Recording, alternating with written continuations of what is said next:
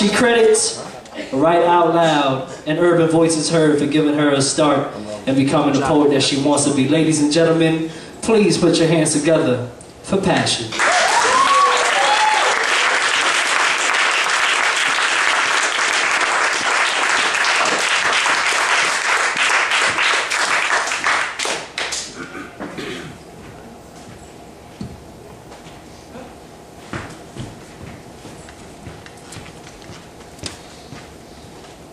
Remember when your opinion of me began to matter, but I'm glad that it no longer does, because there's nothing sadder than teachers and builders building unimportant and pretentious matters into matters of fact. The fact of the matter is my matter material is constructed from indestructible fibers, and the spontaneous combustion you would have hoped to have inside it cannot be credited to your lackluster substance or inconsequential existence. For instance, putting me in precarious situations because today you love me, but tomorrow you hate me, begs the question, are you crazy? You should never underestimate me.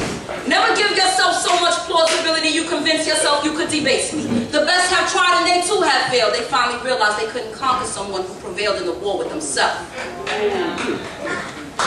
Fight manic depression diagnosed as mild to moderate because you didn't have enough trust or courage to be honest with a $150 an hour psychologist.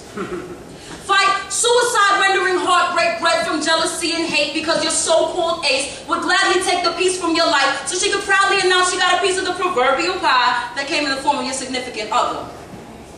Fight to understand the love and pride of your mother because you're plagued by questionable decisions and shame. Beat yourself up because your life is a mess when you should be a success since you were given the best. But due to emotional instability, you live in a state of constant distress. Then, put me to the test.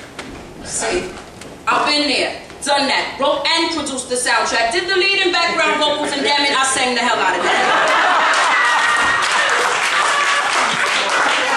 But I made it.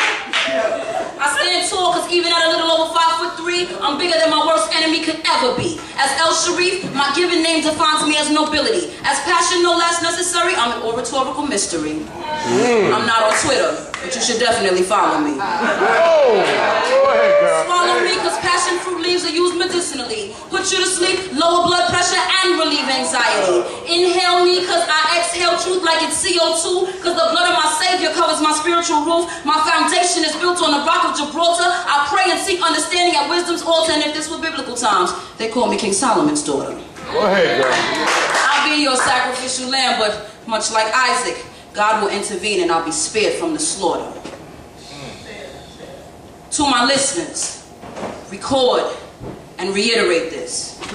And to my readers, it's copywritten for photocopy and recirculate.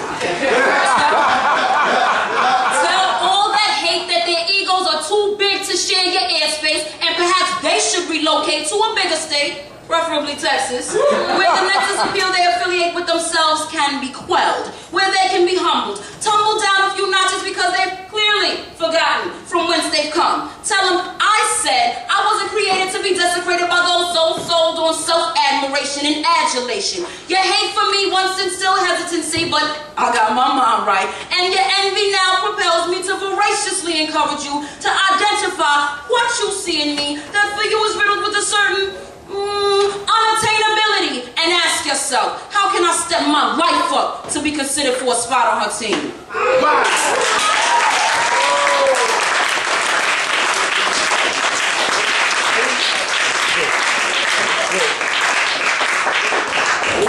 Let's give it up to Passion once again.